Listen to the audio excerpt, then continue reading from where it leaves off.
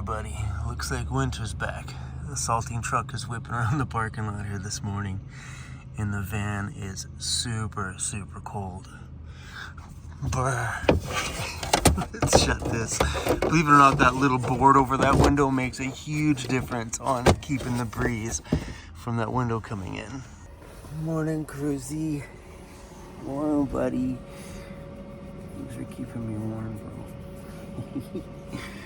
And Cruzy's all snuggled underneath the blankets with me. The winter came back, buddy. Come on, buddy. There's my boy. I bought these socks last year at Cabela's. They're called heat holders. They're incredible. They keep my feet so good and warm. In the snow, this boot sucks because my toe is exposed. Which means anytime you accidentally push the front of your foot into the ground at all, snow gets in my sock. I want to take this thing off pretty soon. But my ankle is just not quite there yet.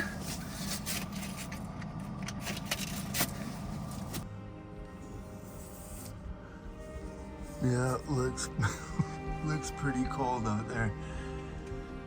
Brr.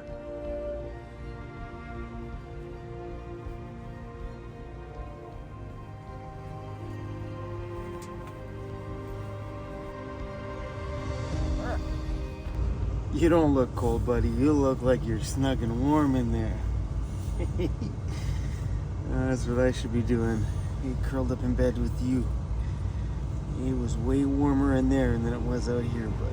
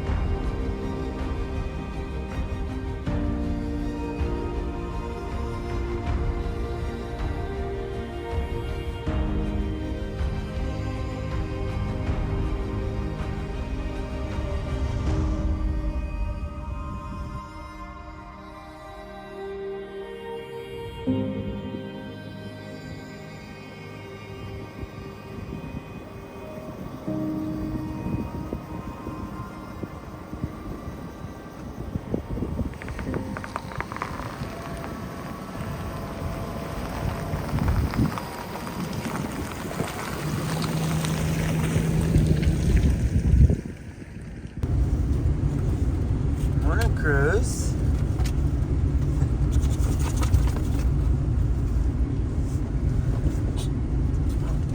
Morning, pal. There's Emmy parked right over there.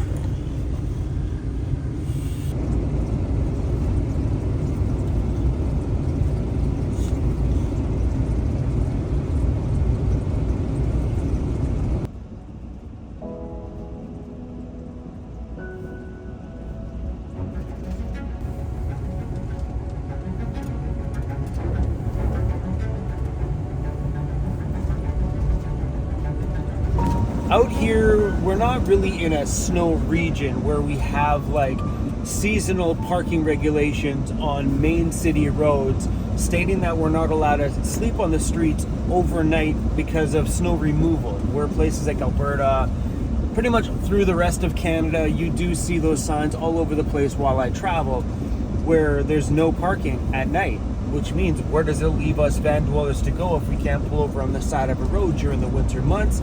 That leaves us finding refuge at a big box store like a Walmart or where we slept last night. And nothing wrong with that, but it's also not good to always repeat the same parking lot every night, because then that's when it becomes a problem, because they see regular vehicles all the time, not travelers coming through, enjoying a night and then moving on. That's why the second I get up in the morning, the first thing I do is I leave. That way, maybe the staff will come in the morning and not see the vehicle that was parked there all night that night.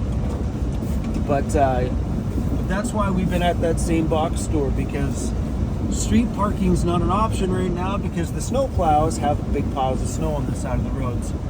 So we've been going somewhere that is plowed, and that's at the box store. to sleeping at Costco these days. It's finally warm up here. It took a little bit.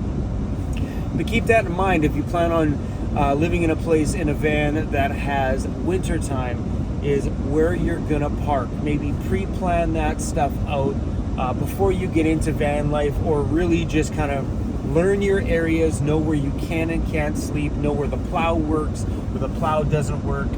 And another horrible situation is don't get plowed in. Keep a shovel in your van, because that's why I've got one on the top of my van.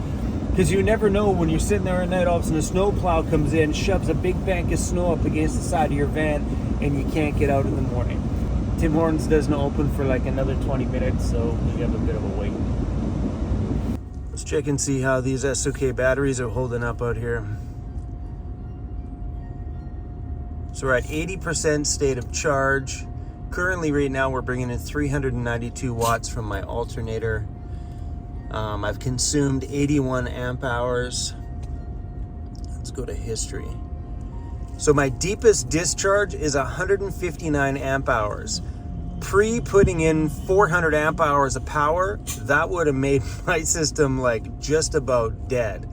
But yeah, total discharge, I've only used 159 amp hours. This is like in total history since this system has been in, leaving me over half my battery capacity I haven't even touched yet. And it's been 4 days and 14 hours since my last full charge. Total cumulative, I can't even say that. Cumulative amp hours drawn. So in total, since I got these new batteries, 3,826 amp hours is what I've used. Yeah, this is pretty cool. I love being able to see all this stuff. What's going on out there, buddy? You got a big piece of bird poop on the window? Yeah, it's a big piece of bird poop. The amount of scammers in my comments are ridiculous. That's not me. At Vancity Vanlife. Come on, man. I hate this stuff. It's so super annoying. Don't fall for these things. They try to tell you to text something. They want money from you. That is not me, and my comments are riddled with this. So from my side, here's what I do. I click those three dots right there, and I report one. Report it as unwanted spam. And then they'll check and make sure it's if it's broken community guidelines, they get removed from YouTube. And then here, I just go like this. Hide user from channel. Now that exact channel can never, ever comment on my channel again. Just like that. And this is what happens every time someone's a douche in my comments. I do that too. Just boom, hide. See you later. You'll never be able to talk again. So so to that person, I am very, very sorry that you got riddled with spammers. But yeah, like this morning I went through, like all these replies are all spammers. But now that I've reported a few of them, all these comments will be gone. The comments are gone now. Yeah, man, right there's another one. Comment gone. So as soon as I block that one person, all their comments should be removed from my channel. But they're getting really, really bad. This is why I don't have time to comment on people's stuff anymore. I'm too busy deleting these. Here's another one. Text on Telegram, Vancity Vanlife, blah, blah, blah. Claim my prize. Yeah, it's not me. Boom, see ya. All these replies in here, without a doubt. Look at them all. I don't reply to every message. This is insane. These are scammers, man. Like, watch this. If they're missing, I already blocked them. Let's just grab one. Another one. But that's not a me name, but that's a congratulations, you won, DM me. Don't ever fall for this stuff, you guys. It is getting ridiculous. To the point, it's like, you might as well just shut the comments off, because there's another one with my name on it and my logo. That is not me. Peace out. Spend so much time making sure these guys are not in the comments. You know? Like, look at them all. This is insane. It's nice to see that YouTube, though, once you start blocking them, YouTube just rips them out, which is great. You know what I mean? Which is awesome. Thanks for watching. You've been selected among winners in today, so contact me to claim your prize. No. So don't get mad at me when I don't reply to your comments anymore, because I don't got time. I'm dealing with all this stuff. I got something different today. I got a maple bacon breakfast sandwich on an English muffin. Okay, you guys see that? It looks good. Oh, maple syrup on the bacon? Oh, for the win. It's pretty good. Could use some like ketchup or something, but there's like an egg, cheese, maple syrup, bacon. Yeah, I need something else, like butter, something.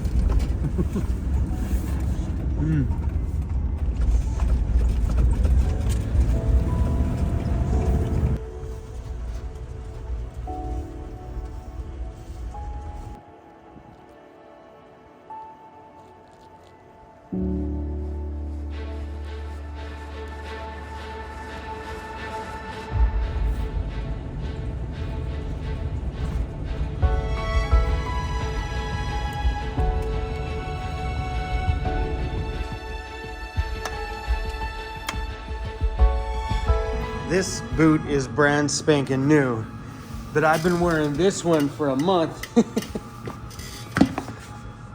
I think it's time for me to try that boot. So what's happening right now is my foot is a little sore. And I think what's happening is I'm naturally just trying to push with my foot down, and because it's in the boot, I can't move it. And it's getting pain along the top of it here. I think because I'm naturally just trying to walk again. Yeah, I think that's just what's happening. I think because in my boot, I'm trying to push in my boot, and it's causing pain on up here. Rotating it still doesn't feel good, but the up and down feels nice. The only reason why I figured the boot is if I can tie it tight enough, it should give me a little bit of movement, and if I tie it to the top, it should give me a little bit of support. I'm gonna give it a try for a little bit this morning. My only fear, feels okay moving around, like I'm walking about the same as I do with the boot, but my fear is me pushing off of something without even thinking. So with my space boot on, I can still put pressure and push because my foot doesn't bend this way. So without that boot, I have that, you know? So while we've been talking about winter and winter stuff, heating your van in the winters, there are so many different options nowadays for heating your vans at an affordable rate. When I first moved into my van, I never had the heating options like there is now. There may have been, I just never heard of them. These knockoff diesel heaters, I think were a new introduction after my first couple years of my van life. And those knockoff ones allow you to heat your van for like $200. Like, that's a smoking good deal. Are they reliable? No, this is proof. You can buy one and they can be crappy out the gate.